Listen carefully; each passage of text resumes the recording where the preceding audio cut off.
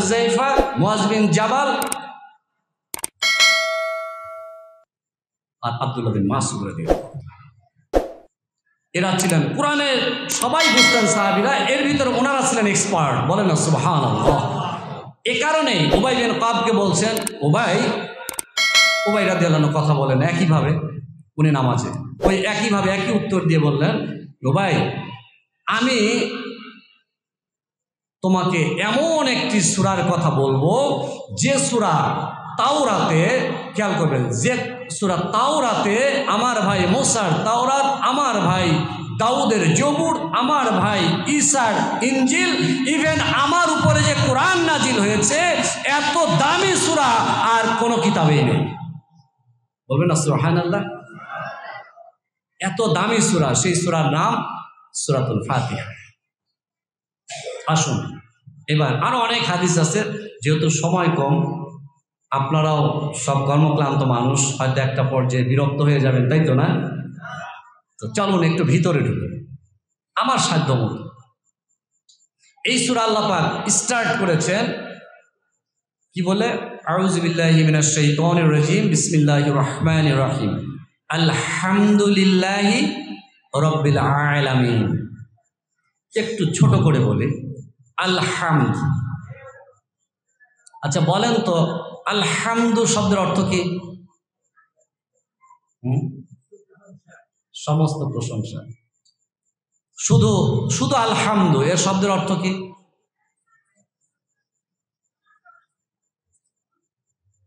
মাদহ শব্দের অর্থ প্রশংসা। হুজুর ঠিক আছে তো না? আর ভুল গেলে একটু বলে দিয়েন বা পরে বলেন, মাশাআল্লাহ উপকার হবে। আমি একটু তাড়াতাড়ি যাই, সময় একটু অনেক দূর যাবো ইনশাআল্লাহ, যদি আল্লাহ নেন। সাথে থাকবেন তো? রাজি সবাই? হ্যাঁ, জোরে একটা তাকবীর দেন তো বাচ্চাদের জন্য। লিল্লাহি তাকবীর, লিল্লাহি তাকবীর, লিল্লাহি তাকবীর। এটা এমনই এক মজলিস, ইংলিশে বলে হেটেরোজেনাস মজলিস। আলেম ওলামা থেকে শুরু করে বয়স্ক মানুষ, যুবক এবং কোমলমতি শিশুরা পর্যন্ত রয়েছে। আমি যদি বলি এইভাবে, কার দোয়া আল্লাহ কবুল করবেন না? সব শ্রেণীর মানুষই এখানে রয়েছে, কাজা করবেনই। আর একজন রসিলার জন্য আল্লাহ সবাইকে করেন, সাথে যেন আমাকেও করে নেন। বলেন আমিন। সুপ্রিয় মুসল্লিবৃন্দ, আলহামদু শব্দের অর্থ, এখানে আমরা সরল মনে বা আমরা যত তর্জমা দেখেছি, এখানে বলা হচ্ছে প্রশংসা। আচ্ছা, প্রশংসা দেখবেন অফিসের বসকে কিন্তু তার অধস্তন কর্মচারী প্রশংসা করে। আমার যে অফিসের ইমিডিয়েট বস আমার কাছ থেকে আমার যথেষ্ট প্যারা দেয়, আমাকে যথেষ্ট কষ্ট দেয়, তারপরে আমি, স্যার আপনার মতো লোকই হয় না। প্রশংসা না? বলেন তো, প্রশংসাটা এই জায়গায় নাকি এইখানে? খেয়াল করে বুঝবেন। ঘুষখোর এমপি যদি থাকে কোনো এলাকায় বা মন্ত্রী থাকে, দেখবেন কেউ যখন যাবে, লিডার আপনার মতো মানুষই হয় না, করে কি করে না? এটা প্রশংসা না? বলেন তো, এই প্রশংসাটাকে আসলে প্রশংসা নাকি? প্রশংসা হচ্ছে ওইটাই যে প্রশংসা সত্যিকারের প্রশংসা, প্রশংসার সাথে কৃতজ্ঞতাটা ওইখানে মিক্সড অবস্থায় থাকবে।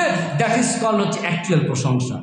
আল্লাহ কুরআনুল কারীমে এই যে ইন্ট্রোডাক্টরি যে সূরাটা দিয়েছেন, সেই সূরার ভিতরে প্রথম শব্দটাই দিয়েছেন আলহামদু। আলহামদ অর্থাৎ আল্লাহর প্রশংসা বটে। আল্লাহর প্রশংসা হচ্ছে ওই প্রশংসা, যেই প্রশংসা শুধু হচ্ছে প্রশংসাই না, শুধু একই সাথে ওর ভিতরে কৃতজ্ঞতাটা সাজিয়ে দিয়েছেন। বলেন না সুবহানাল্লাহ। এটা অনেক বড় লেকচার, অনেক বড় লেকচার। ছোট ছোট করে যদি ভাগ করে বুঝেন, কৃতজ্ঞতা আর প্রশংসা দুইটা কিন্তু দুই জিনিস। যেমন আমরা একটা দোকানের থেকে একটা মালামাল কিনলাম, আমরা কিন্তু সিস্টেমে বলি thank you, I am grateful to you, আমি আপনার প্রতি কৃতজ্ঞ। কিন্তু আমি কি তার প্রশংসা করলাম? আমি কিন্তু তার প্রশংসা করলে এটা ডিফারেন্ট। প্রশংসা এক জিনিস, কৃতজ্ঞতা আলাদা জিনিস। দুইটাই হচ্ছে অন্তরে অমন করার মতো একটা বিষয়। তা আমার আল্লাহর যে প্রশংসা আলহামদু, এটা হচ্ছে আল্লাহ ওই শব্দ দিয়ে বুঝিয়েছেন যে শব্দ একেবারে নির্ভেজাল, একদম খাঁটি, একদম ইম্পার্শিয়াল, প্রশংসা এবং কৃতজ্ঞতা দুইটার সাথে একটা মিলিয়ে, এবং সেটা শুধুমাত্রই আল্লাহর জন্য, আর কারোর জন্য। সুবহানাল্লাহ, এটা সুন্দর করে বলতে পারলেন না? আমি দেখেছি অনেক জায়গায় এই পৃথিবীর সময়ের আসপেক্টে, যদিও দাড়ি পেকে গিয়েছে, এখনো চাকরি আছে প্রায় 7 বছর। ওই জন্য বলছি যে পৃথিবীর সময়ের আসপেক্টে বয়স যে খুব অনেক বেশি তা না, কিন্তু দেখেছি কোনো সমাজের কোটিপতি, রাষ্ট্রপতি বা সমাজের একজন ধনকুবের যদি হতে পারে সে ঘুষখোর বা একজন জালেম, এক জায়গায় এসে মসজিদেও যদি এসে 2 লাখ টাকা দান করে দেয়, একেবারে গগন বিদারী চিৎকার করে আকাশ বাতাস প্রকম্পিত করে তার নামে একটা তাকবীর মেরে দেবে, পরের দিন ওই মসজিদের সভাপতি বা গোরস্থানের সভাপতি। অথচ যে রব আমাকে আর আপনাকে অস্তিত্বহীন থেকে অস্তিত্ব দিয়েছেন, অনুল্লেখযোগ্য একটা মিশ্র জঘন্য গন্ধযুক্ত তরল পদার্থ থেকে সৃষ্টির সেরা করে তৈরি করেছেন, ওই রবের যদি প্রশংসা শুনি সেটাও গুতা মেরে সুবহানাল্লাহ বের করতে হয়। কেউ মাইন্ড করেন না, এটা আমি আমার কথা বলছি। অথচ ছোট্ট একটা নেতা যদি একটা ভালো কথা মাশাআল্লাহ মাশাআল্লাহ বলে, আমি বুঝিও না যে ও কি বল, কিন্তু আবার রব বলেছেন আলহামদুলিল্লাহ। বলে কার জন্য? আল্লাহর জন্য। আল্লাহর জন্য কি? প্রশংসা এবং কৃতজ্ঞতা, নির্ভেজাল, নিষ্কলুষ, একেবারে ইনট্যাক্ট, ইম্পার্শিয়াল যে প্রশংসা, সেটাই হচ্ছে আমার রবের জন্য। লিল্লাহি, কার জন্য? হ্যাঁ, রবের জন্য। রব এটা মজার শব্দ, ভেরি নাইস।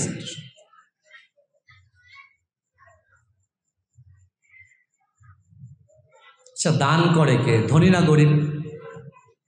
কথা বলেন। দান করে কে? যার কাছে বেশি থাকে সেই দান করে, আর ন্যায় কে? যার কাছে কম থাকে, তাই না? তো আল্লাহ পাকের মোট নাম আছে 99টা, আসমাউল হোসনা বলি আমরা। এই 99টা নামের যেটা সিফাতি নাম আমার রবের, আল্লাহ, এই আমি বলেছিলাম যে লিল্লাহি শব্দটা একটু বলে আসি। প্রশংসা, সকল কৃতজ্ঞতা এবং প্রশংসা ইনট্যাক্ট কার জন্য? আল্লাহর জন্য। আল্লাহ কি? আল্লাহর মোট 99টা নামের কোন নাম সামিউল বাসির, কোন নাম হালিম, কোনটা হাকিম, কোনটা আজিজ, কোনটা হুয়াল হাইয়ুল কাইয়ুম। হ্যাঁ, এরকম মোট এক একটা নামের এক একটা যে ইমপ্রেশন, এক একটা নামের ভিতর যে ইনহেরেন্ট যে স্পিরিট, কোনোটা দাতা, দাতা হইলে কেমন দাতা, কোনোটা মাফ কর্নেওয়ালা, মাফ কর্নেওয়ালা কেমন মাফ কর্নেওয়ালা, গফুর, গফার, এক একটা যে আলিউল আজিম, এক একটা এত চমৎকার চমৎকার সকল বিশেষণগুলোকে এক জায়গায় করে যে নামের ভিতরে ঢুকিয়ে দিয়েছেন, সেই নামটি হচ্ছে আল্লাহ। বলেন আল্লাহ। আমি বোঝাইতে পারছি? সব বিশেষণ এক জায়গা করে যে একটা তাবিজের ভিতরে ঢুকে যে নামের ভিতরে ঢুকানো হয়েছে, সেই নামের আসল যে নাম সেটাই হচ্ছে আল্লাহ। বলেন আল্লাহ, বলেন আল্লাহ, আল্লাহ, ভালো করে বলেন আল্লাহ। রব কি? রব হচ্ছে, আচ্ছা ধরেন একটা উদাহরণ দিই। আমি একজনকে বললাম মামা, তাহলে আমি তার কি? কথা বলেন না, হ্যাঁ? আমি একজনকে বললাম চাচা, আমি তার কি? বোঝার জন্য কি খুব কষ্ট করতে হয়? তো আল্লাহর যে সিফাতি যতগুলো নাম রয়েছে, এই নামের ভিতরে যখন আল্লাহ রব নাম ধারণ করে, অর্থাৎ মালিক সেজে যান, তাহলে রবের বিপরীতে যে থাকে সে হচ্ছে গোলাম। বলেন না? রবের বিপরীতে যে থাকে আব্দ, দাস। পৃথিবীর সবচাইতে বড় দাসের নাম আল্লাহর কাছে যে সবচাইতে প্রিয়, তার নাম কি? কি? আমি মনে হয় বুঝাইতে পারতেছিলাম, বুঝছি না। হ্যাঁ, সাধারণ পৃথিবীতে, আবার বলি, পৃথিবীতে আল্লাহর কাছে সবচাইতে দামি গোলামের নাম কি? দামি গোলাম আল্লাহর কাছে যে রাসূল পাক সাল্লাল্লাহু আলাইহি ওয়াসাল্লাম। আপনারা আবার ভাবেন নবীর নাম আবার গোলাম হয় কিভাবে? না, আল্লাহ বলছে সুবহানাল্লাযী আসরা বিআবদিহি লাইলাম আবদিহি, সুবহানাল্লাযী আসরা বিআবদিহি, ওই মহাপবিত্র ওই সত্তা তিনি ভ্রমণ করালেন তার গোলামকে। কোথায়? লাইলাম, এক বিশেষ রাতে, ইলাল মসজিদ, লাইলাম মিনাল মসজিদিল হারাম ইলাল মসজিদিল আকসা, মসজিদুল হারাম থেকে মসজিদুল আকসা পর্যন্ত 15 পারা 17 নম্বর সূরার 1 নম্বর আয়াত। আল্লাহ তার হাবিবকে বলেছেন আমার গোলাম, আমার আব্দ, আমার দাস। এই জন্য যখন আল্লাহ রব নাম ধারণ করেন, আল্লাহ যখন রব নাম ধারণ করেন, তাহলে রবের বিপরীতে কে? চাচা বললে যেমন ভাতিজা, মামা বললে যেমন ভাগিনা, হ্যাঁ, দুলাভাই বললে তাইলে কি হয়? শালক, তাই তো। স্বামী বললে, এত সহজ বিষয়। তো আল্লাহ যখন রব নাম ধারণ করেন, তার বিপরীতে কোন শব্দ আসে? গোলাম, গোলাম, গোলাম। আর একটা জিনিস মনে রাখবেন, দেখবেন গোলাম যখন কারো সাথে যায়, মালিকের সাথে যায়, আর কর্মচারী যখন মালিকের সাথে, খেয়াল করবেন, গোলাম যখন, এখন তো দাস প্রথা নাই, এখন কি দাস প্রথা আছে? নাই, ওটা রহিত হয়ে গিয়েছে বিদায় হজের ওই দিন থেকে। গোলাম যখন মালিকের সাথে যায় আর কর্মচারী যখন মালিকের সাথে যায়, কর্মচারী কিন্তু 5টার পরে বলেন, আর যখনই বলেন কর্মচারী বিদায় নিয়ে নেয়, কিন্তু গোলাম কোথায় যায়? সাথে নিয়ে যায়। গোলাম হচ্ছে রবের কাছে না কর্মচারী কাছে? গোলাম অনেক কাছে। এই জন্য আল্লাহ দয়া করে, বড় মহব্বত করে মানুষকে তিনি বলেছেন আব্দ। যাকে উনি ভালোবেসেন, ঈমানওয়ালাকে, উনি বলেছেন আব্দ।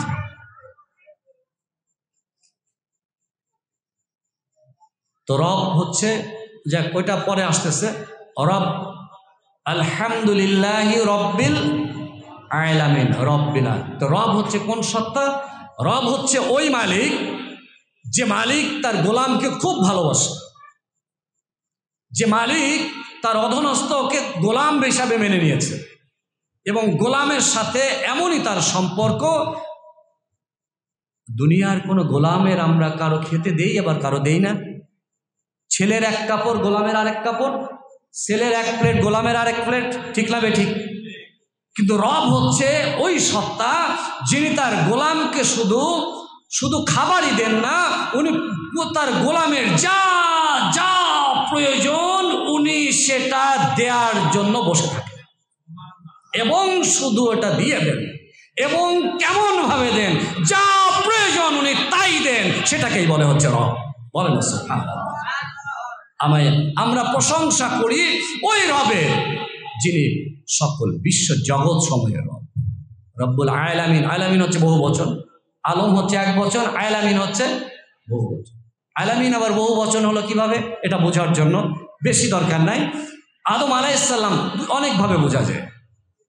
আদম আলাইহিস সালামের একটা উম্মতের একটা টাইম প্যারামিটার, নূহ আলাইহিস সালাম, ইব্রাহিম আলাইহিস সালাম, এরকম যুগে যুগে যত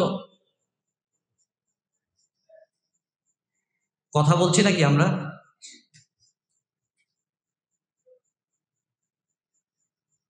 কেউ কথা না বলে, আমরা একজনের যদি মানে একটু কি বলা যায় আউট অফ অ্যাটেনশন চলে যান, একটু বাইরে যে আমরা ঘুরে আসবো, আর ইস্তেগফার করবেন। ইস্তেগফারে আমাকে আপনাকে যদি শারীরিক কোনো কষ্ট না হয়ে থাকে, যদি মেন্টাল কোনো ইস্তেগফার করেন, দেখবেন আল্লাহ ঠিক করে দেবেন। ইস্তেগফার হচ্ছে ওই তাবিজ, যে তাবিজে সব সমাধান হয়ে যায়, সব রোগের সমাধান। ফাকুলতু আস্তাগফিরু রাব্বাকুম ইন্নাহু কানা গাফফারা ইউরসিলিস সামাআ আলাইকুম মিদরারা ওয়া ইউমদিদুকুম বিআমওয়ালি ওয়া বানিন ওয়া ইয়াজআল লাকুম জান্নাতি ওয়া ইয়াজআল লাকুম আনহার। নূহ আলাইহিস সালামের উম্মতের সাথে নূহ আলাইহিস সালামের যে কনভারসেশন, নূহ আলাইহিস সালাম তার উম্মতকে বলেছিলেন, অপরাধ করেছো, ইস্তেগফার করো, আল্লাহ তোমাকে গফফার সেজে তোমাকে মাফ করে দেবে।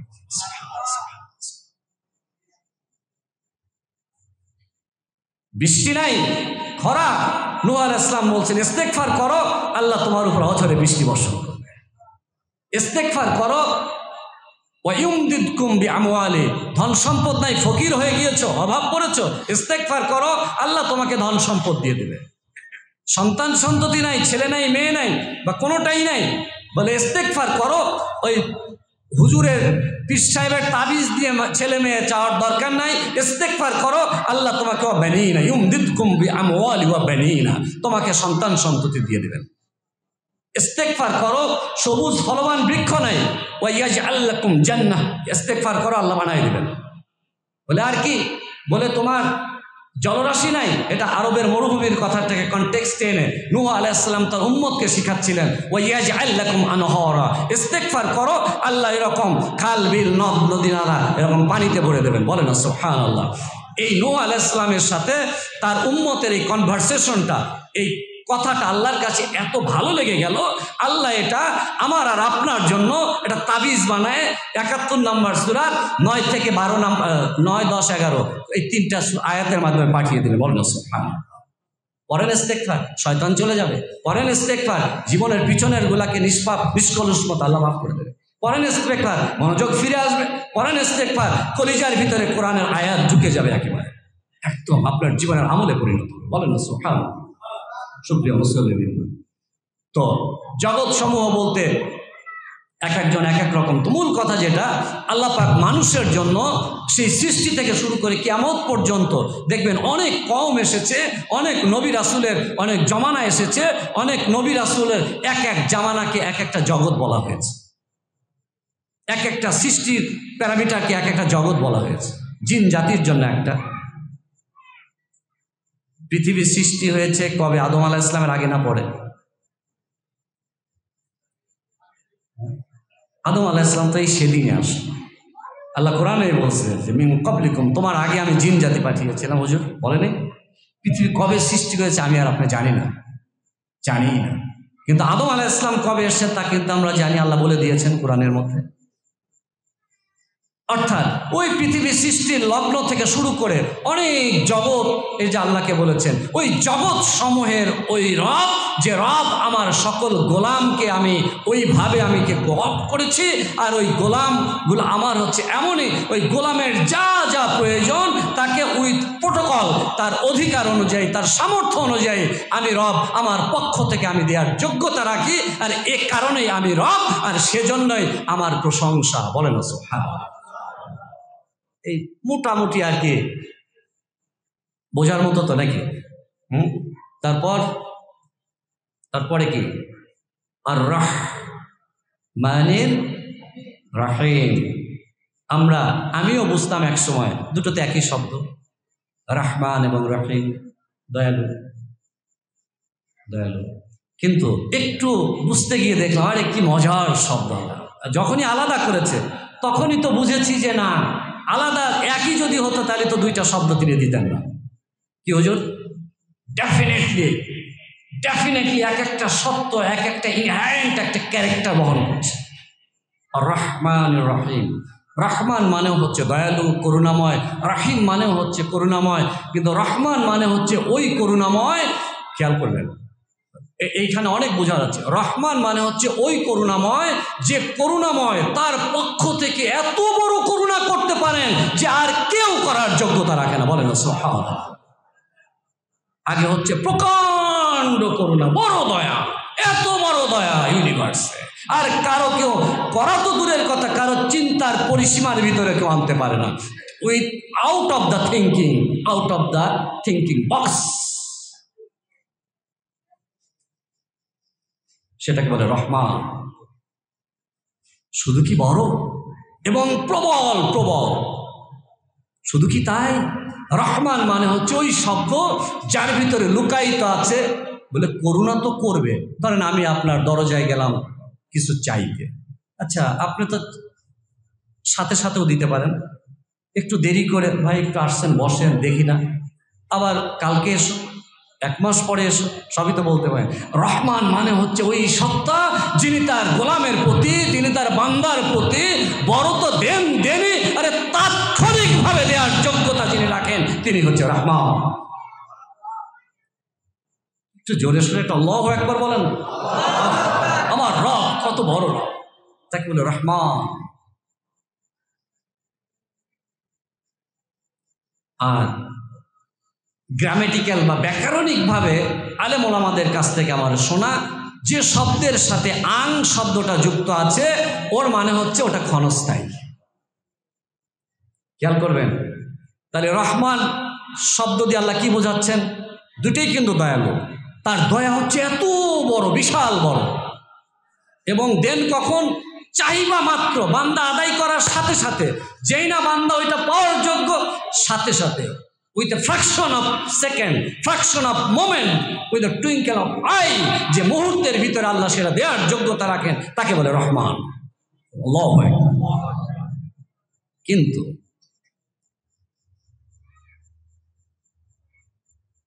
যদি একটু রেগে যান, আবার এই রহমান শব্দের ভিতরে এইটা উনি ইনহ্যারেন্টলি ঢুকিয়ে রেখেছেন, তাহলে আবার এটা সিজ করেও কিন্তু আবার নিতে পারেন, অর্থাৎ এটা ক্ষণস্থায়ী। এটা একটা ক্যারেক্টার এই শব্দের। আসেন রহিম, রহমানুর আর রহমানের, বলেন আর রহমানের রহিম। এটা কি সূরা ফাতিহার আয়াতই তো নাকি? এই বাচ্চারা ভুল বলছি নাকি? পিছনে যুবকরা ভুল বলছি? ঘুম পাচ্ছে? ঘুম, হ্যাঁ, এই যারে ঘুম পাচ্ছে তাদের জন্য আমরা একটা তাকবীর দেই। লিল্লাহে তাকবীর, লিল্লাহে তাকবীর, লিল্লাহে তাকবীর। আল্লাহ তুমি ওই জায়গায় তোমার স্পেশাল রহমত এবং বরকত নাজিল করে ওই জায়গাটা তুমি তোমার দৃষ্টিতে সবচেয়ে সুন্দর একটা মজলিসে পরিণত করে নাও। সবাই আমিন। ওদের জন্য দোয়া করলাম, আমাদের ক্ষতি হয়ে গেল। আল্লাহ কি বলেন জানেন? বান্দা যখন আরেকজনের জন্য দোয়া করে, আমি ফেরেশতাদেরকে বলি যে গোলাম, ফেরেশতারা ও যখন ওর জন্য দোয়া করছে, আরে ওরে পরে দাও, আগে ওরে দাও। বলেন সুবহানাল্লাহ। সেই রব আমার আর আপনার জন্য আজকে এখানে আঞ্জাম করে দিয়েছে রহমানুর রহিম। এখন রাহিম শব্দটা কি? রাহিম শব্দ হচ্ছে, এটা হচ্ছে দীর্ঘস্থায়ী এবং এই মুহূর্তে আবশ্যক নয়। অর্থাৎ রহমান যেমন হচ্ছে তাৎক্ষণিকভাবে, আর রাহিম শব্দটা হচ্ছে একটু দেরিতে, ডিলে, দেখে শুনে। কেন? মজা আছে। হযরতে আব্দুল্লাহ ইবনে আব্বাস রাদিয়াল্লাহু তাআলা আনহু, রইসুল মুফাসসির, তাকে জিজ্ঞেস করা হয়েছিল, আব্দুল্লাহ, আপনি রহমান এবং রহিম বলতে কি বোঝেন? নবীজির আপন চাচা হযরত আব্বাস রাদিয়াল্লাহু আনহুর যে ছেলে আব্দুল্লাহ ইবনে আব্বাস, রইসুল মুফাসসির বলা হতো, মুফাসসিরদের যিনি নেতা। আরে কি বর্ণাঢ্য জীবনী! আমি দেখেছি তায়েফের মাথার উপরে, তায়েফের পর্বতের উপরে ওনার রওজা মোবারক। এখানে একটা মসজিদ আছে, আব্বাস মসজিদ। আমি যে খুব আবেগ কাজ করে, কি মানুষগুলো শুয়ে রয়েছে সারাটা জীবন, সারাটা জীবন শুধু কোরআন শেখানোর জন্য নিজের জীবনটাকে বিসর্জন দিয়েছে। আব্দুল্লাহ ইবনে আব্বাস রাদিয়াল্লাহু আনহু বলছেন যে রহমান এবং রহিম, আমি তোমাদেরকে এক কথায় বলি, রহমান হচ্ছে দুনিয়া আর রহিম হচ্ছে পরকাল। এখন আসেন, তাহলে আল্লাহ এই যে দুইটা শব্দ যে এখানে দিলেন, রহমান আগে কেন, রহিম পরে কেন? রহমান আগে কেন, রহিম পরে কেন? রহমান হচ্ছে, আমি বুঝেছি এইভাবে, রহমান হচ্ছে আগে দিয়েছেন আল্লাহ ইমার্জেন্সি তার গোলামকে বাঁচানোর জন্য। আগে বাঁচাও, তারপরে হচ্ছে ওকে যা খুশি তাই কর।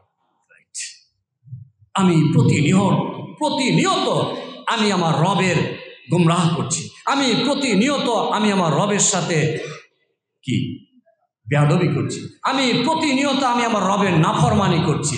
এই মুহূর্তে আমার দরকার হচ্ছে এক সবচাইতে বড় দয়া এবং তাৎক্ষণিকভাবে দয়া। এক্ষুনি দরকার, এক্ষুনি দরকার, এক্ষুনি দরকার। একজন মানুষের যখন দেখবেন রোড অ্যাক্সিডেন্ট করে, যদি তার হাত ভেঙে যায় আর যদি তার চোখ যদি আঘাতপ্রাপ্ত হয়, ট্রিটমেন্ট আগে কোনটার হয়? কোনটার হয়? আগে চোখে, যেটা বেশি জরুরি। তো আল্লাহ পাক রহমান সেজেছেন বান্দাকে আগে বাঁচানোর জন্য। এই জন্য তিনি বলেছেন আর রহমান রহিম, দুনিয়ায় আমি তোমাদের বাঁচানোর জন্য গোলাম, আমি তোমাদের জন্য রহমান, শুধু নাও আমি তোমাদের দেয়ার। বলে কেমন ভাবে দেবে? ঘুম পাচ্ছে কার? আমরা একটু উঠে দাঁড়াই তো দেখি, একটু সবাই একটু দাঁড়াই, সবাই লিল্লাহে তাকবীর, লিল্লাহে তাকবীর। আমরা একটু এগিয়ে আসি,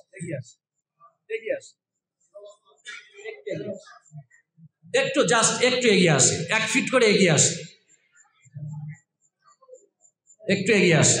আল্লাহ তুমি এই মানুষগুলাকে কবুল করে নাও, সবাই আমিন।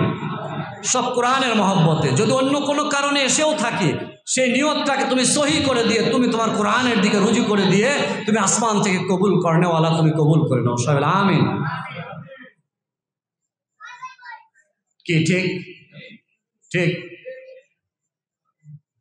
সুপ্রিয় মুসল্লিবৃন্দ, এই জন্য আল্লাহ পাক আগে দিয়েছেন রহমান, পরে দিয়েছেন রহিম। বলে রহমান আবার কি রকম, চলেন একটা আয়াত থেকে যাই।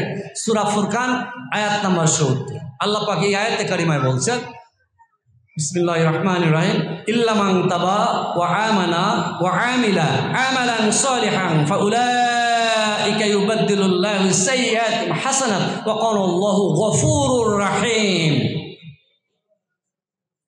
গফুরুর রহিম, যে আমি হচ্ছে ওই সত্তা, যদি কোনো বান্দা গুনাহ করার পরে যদি আমার কাছে ফিরে আসে অনুশোচিত হয়ে, অনুগত ভৃত্যের মতো ক্ষমা চেয়ে চোখের কোণে 1 বিন্দু জল এনে যদি আমার কাছে ফিরে আসে, তাহলে এবং সাথে সাথে ইমানের সাথে সৎকর্মগুলো করে, আমি রহমান সেজে, আমি গফফার সেজে যাই। আমি গফফার সেজে আগে তাকে নিষ্কলুষ মাফ করে দেই, ডেকে ডেকে মাফ করে দেই, এবং মাফ করে আমি রহিম সেজে তার কাছে যত ভেজাল আমল আছে আমার কাছে জমা নিয়ে আমি আমার রহমতের ভান্ডার থেকে নেক আমল দিয়ে তাদেরকে ভরে দেই। কেমন রহিম? দীর্ঘস্থায়ী। এটাই আমাকে আপনাকে জান্নাতে নিয়ে যাবে, রহিম নাম। বলে কেমন ভাবে নেবে? উলাইকা হুমুল ওয়ারিসুন আল্লাযীনা ইয়ারিসুনাল ফিরদাউস হুম ফিহা খালিদুন। বলছে শুধু নেবই না, আমি জান্নাতের ওয়ারিস বানিয়ে ফেলবো তোদেরকে। বলে না সুবহানাল্লাহ। বলে শুধু নেবই না, বলে কিভাবে? ওয়া'আদ্দা লাহুম জান্নাত, আমি জান্নাতটা তোদের করে প্রস্তুত করে রেখেছি, তোরা মরবি আর ঢুকিয়ে দে। বলে না সুবহানাল্লাহ। এখানে এসেছি, স্টেজ বানানো ছিল, আয়োজন করেছিলেন, অনেক লোক না আসলে 2-4 জন যাই এসেছে, আসার পরেই বসে পড়েছি। আর যদি হঠাৎ করে আসতাম, যদি আমাকে বসতে দিতে গেলেও আপনাদেরকে অন্তত 2 মিনিট ওয়েট করতে হতো। আল্লাহ বলেছেন মুমিনদের জন্য, ভালোবাসার লোকের জন্য ওয়া'আদ্দা লাহুম জান্নাত, আমি জান্নাত দেব তা বলছি না, আমি জান্নাতটা তোদের জন্য প্রস্তুত করে রেখেছি। সূরা তাওবা আয়াত নম্বর হচ্ছে 100, আরও জায়গা আছে, সূরা আযাবে আছে। আর রহমানির রহিম। আচ্ছা, বাবার কোনো সন্তান, খেয়াল করবেন, মায়ের কোনো সন্তান যদি এমন হয় মা যা চায় মায়ের কাছে তাই দেয়, বাবার কাছে যা চায় বাবা তাই দেয়, ওই সন্তানটা কেমন হয়? কথা বলেন। চাইতে দেরি তো বাবা দিতে দেরি করে না, চাইতে দেরি তো মা দিতে করে না, চাইতে দেরি তো মা ধার দেনা করে এনে দেয়, চাইতে দেরি তো বাবা কষ্ট করে পেটে পাথর বেঁধে হলেও ওই সন্তানের চাহিদা পূরণ করে। বলেন তো ওই সন্তান কি খুব যোগ্য হয়, আহ্লাদে হয়, নাকি সে জীবনে খুব শক্ত সামর্থ্যওয়ালা সামাজিক দুর্যোগের ভিতরে ফাইট করার মতো ছেলে কোনটা হয়? আহ্লাদে হয়। একটা অকর্মা ঢেঁড়স হয় না, সে আহ্লাদে ফেটে পড়ে, তাই না? তা আমার রব এবং আপনার রব, আমার এবং বাবা মামার থেকেও কিন্তু আমার রব, আমার আপনার রব আমাকে বেশি ভালোবাসে, রাইট?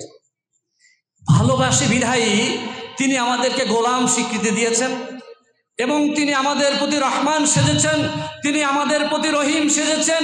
এই জন্যই আল্লাহ পাক সূরাতুল ফাতিহার এই প্রথম 2টি আয়াতে তার প্রশংসা দিয়েছেন। তিনি রব সেজেছেন, রব সেজে গোলাম বানিয়েছেন, আব্দ বানিয়েছেন, দাস বানিয়ে মর্যাদা দিয়েছেন। তিনি আমাদের সামনে রহমান সেজেছেন, তিনি আমাদের কাছে রহিম সেজেছেন। সেজে আমাদেরকে এমনভাবে আমাদেরকে উচ্ছ্বসিতভাবে প্রশংসা, উচ্ছ্বসিত মর্যাদায় করে উচ্ছ্বসিত পুরস্কৃত করেছেন। এমন পুরস্কারে আমরা যাতে বেমালুম হারিয়ে না যাই, এজন্য পরক্ষণেই তিনি বলছেন মালিক ইয়াউমিদ্দিন, ওই দিনের মালিক। মনে রেখো, কোন দিনের? বুঝেন নাই মনে হয়? কোন দিনের? কোন দিনের?